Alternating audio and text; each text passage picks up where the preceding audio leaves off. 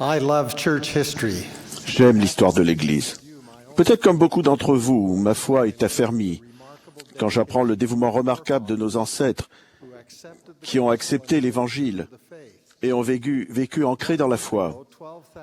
Il y a un mois, 12 000 jeunes merveilleux du district du temple de Gilbert, en Arizona, ont célébré l'achèvement de leur nouveau temple par un spectacle inspirant, démontrant leur engagement à vivre dans la justice. Le thème de leur manifestation était « Vivre ancré dans la foi ». Tout comme ces jeunes d'Arizona, fidèles, chaque saint des derniers jours devrait s'engager à vivre ancré dans la foi. Les paroles du cantique disent « Tous bien ancrés dans la foi de nos pères ». Nous pourrions ajouter « Tous bien ancrés dans la foi de nos grands-parents ». Je me suis demandé si chacun de ces jeunes d'Arizona connaissait sa propre histoire de l'Église, s'il savait comment sa famille est devenue membre de l'Église. Ce serait une chose merveilleuse si chaque saint des derniers jours connaissait l'histoire de la conversion de ses ancêtres. Que vous soyez descendant de pionniers ou pas, l'héritage pionnier mormon de foi et de sacrifice est votre héritage. C'est le noble héritage de l'Église de Jésus-Christ des saints des derniers jours. L'un des plus merveilleux chapitres de l'histoire de l'Église s'est produit quand Wilford Woodruff, un apôtre du Seigneur, enseigna l'évangile rétabli de Jésus-Christ en Grande-Bretagne en 1840, juste 10 ans après l'établissement de l'Église. Wilford Woodruff et d'autres apôtres avaient concentré leurs efforts sur les régions de Liverpool et de Preston, avec un succès considérable.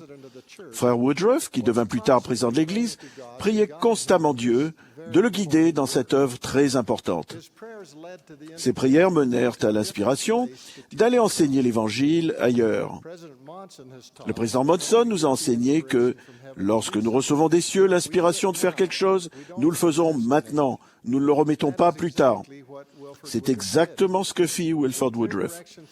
Suivant la directive claire de l'Esprit d'aller vers le sud, Frère Woodruff partit presque immédiatement et se rendit dans une région appelée le Herefordshire, région agricole du sud de l'Angleterre.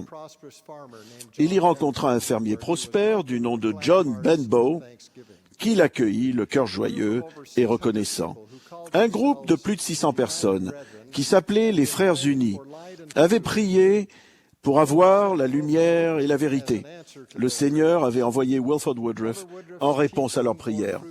L'enseignement de Frère Woodruff porta immédiatement ses fruits, et beaucoup furent baptisés. Brigham Young et Willard Richards le rejoignirent au Herefordshire, et les trois apôtres connurent un succès remarquable. En seulement quelques mois, ils organisèrent 33 branches pour les 541 membres qui s'étaient unis à l'Église. Leur travail remarquable se poursuivit, et finalement, presque tous les membres des Frères Unis se firent baptiser dans l'Église de Jésus-Christ des saints des derniers jours. Mon arrière-arrière-grand-mère, Anna Maria Harris, fut l'une des premières à écouter Wilford Woodruff. Elle informa son mari, Robert Harris, fils, qu'elle avait entendu la parole de Dieu et qu'elle avait l'intention de se faire baptiser. Robert ne fut pas content d'entendre le compte-rendu de sa femme. Il lui dit qu'il l'accompagnerait au prochain sermon du missionnaire mormon et qu'il le remettrait à sa place.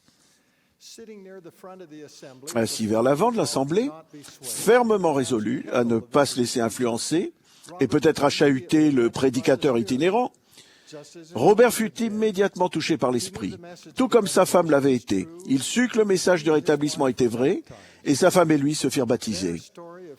Leur histoire de foi et de dévouement est semblable à des milliers d'autres.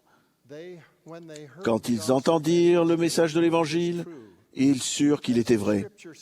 L'Écriture dit « Mes brebis entendent ma voix, je les connais, et elles me suivent. » Ayant entendu la voix du berger, ils s'engagèrent totalement à vivre l'Évangile et à suivre les directives du prophète du Seigneur.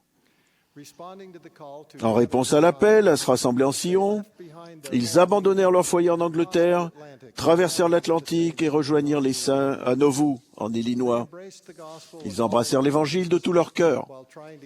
Tout en essayant de s'établir dans leur nouveau pays, ils participèrent à la construction du temple de Nauvoo en faisant don de leur travail comme dîme, en passant 1 jour sur 10 à travailler à la construction du temple.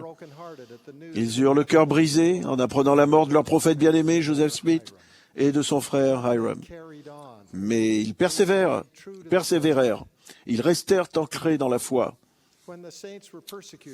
Quand les saints furent persécutés et chassés de Nauvoo, Robert et Maria s'estimèrent grandement bénis de recevoir leur dotation dans le temple, peu de temps avant de traverser le Mississippi et de se diriger vers l'ouest. Bien qu'incertains de ce que l'avenir leur réservait, ils étaient certains de leur foi et de leur témoignage.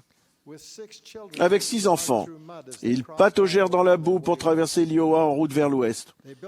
Ils se fabriquèrent un appentis contre la berge du Missouri dans ce qui allait prendre le nom de Winter Quarters. Cette bande de pionniers intrépides attendait les directives apostoliques pour savoir comment et quand s'enfoncer davantage vers l'ouest.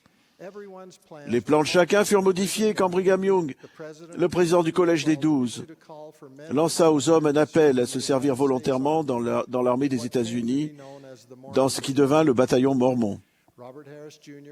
Robert Harris, fils, fut l'un des 500 pionniers mormons à répondre à cet appel de Brigham Young. Il s'engagea, bien que cela signifiât qu'il laissait sa femme enceinte et leurs 6 jeunes enfants.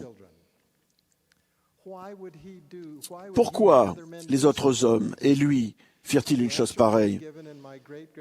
La réponse peut être formulée dans les termes de mon arrière-arrière-grand-père. Dans une lettre adressée à sa femme, qu'il écrivit quand le bataillon s'arrêta brièvement près de Santa Fe, il dit « Ma foi est plus ferme que jamais. Et quand je pense aux choses que Brigham Young nous a dites, j'y crois tout autant que si le grand Dieu me les avait dites. » En bref, il savait qu'il écoutait un prophète de Dieu, comme le savaient les autres hommes. C'est pour cela qu'ils l'ont fait. Ils savaient qu'ils étaient guidés par un prophète de Dieu. Dans cette même lettre, il exprima son affection pour sa femme et ses enfants, et parla de ses prières incessantes pour qu'elle et les enfants soient bénis. Plus loin dans la lettre, il fit cette déclaration puissante. Nous ne devons pas oublier les choses que toi et moi avons entendues et vues, vécues dans le temple du Seigneur. Combiné à son témoignage précédent, que nous sommes dirigés par un prophète de Dieu, ces 2 recommandations sont devenues paroles d'écriture pour moi. 18 mois après son départ avec le bataillon, Robert Harris retrouva sa Maria bien-aimée. Ils restèrent fidèles à l'Évangile rétabli tout au long de leur vie. Ils eurent 15 enfants, dont 13 vécurent jusqu'à l'âge adulte. Ma grand-mère, Fanny Walker, de Raymond, en Alberta, au Canada, fut l'un de leurs 136 petits-enfants. Grand-maman Walker était fière du fait que son grand-père avait servi dans le bataillon mormon, et elle voulait que tous ses petits-enfants le sachent. Maintenant que je suis grand-père, je comprends pourquoi c'était aussi important pour elle. Elle voulait que le cœur des enfants se tourne vers leur père. Elle voulait que ses petits-enfants connaissent leur héritage de justice, parce qu'elle savait que cela serait une bénédiction pour eux. Plus nous nous sentons liés à nos ancêtres justes, plus nous sommes susceptibles de faire des choix justes et sages. Et ainsi en est-il.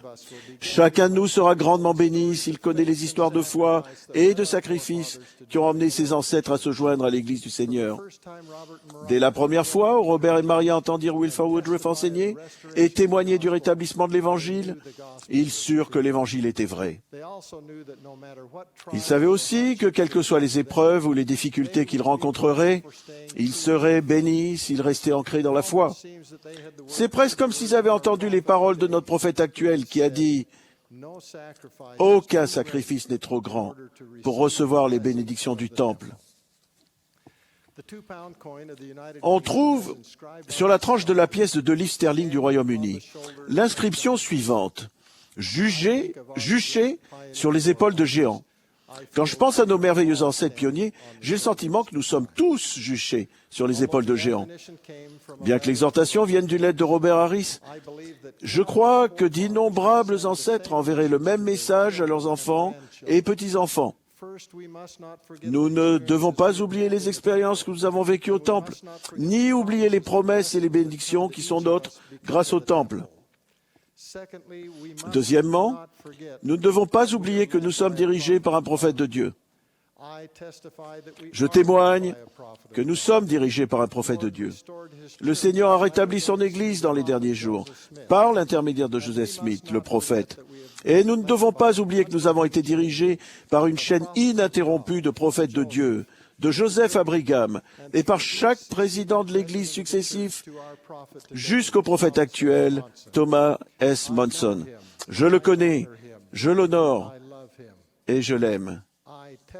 Je témoigne qu'il est le prophète du Seigneur sur la terre aujourd'hui. Je désire de tout mon cœur qu'avec mes enfants et petits-enfants, nous honorions l'héritage de justice que nous ont légué nos ancêtres, ces fidèles pionniers mormons qui étaient disposés à tout mettre sur l'autel pour se sacrifier pour leur Dieu et pour leur foi et pour les défendre. Je prie pour que nous vivions chacun ancrés dans la foi que nos pères ont chérie. Au nom sacré de Jésus-Christ. Amen.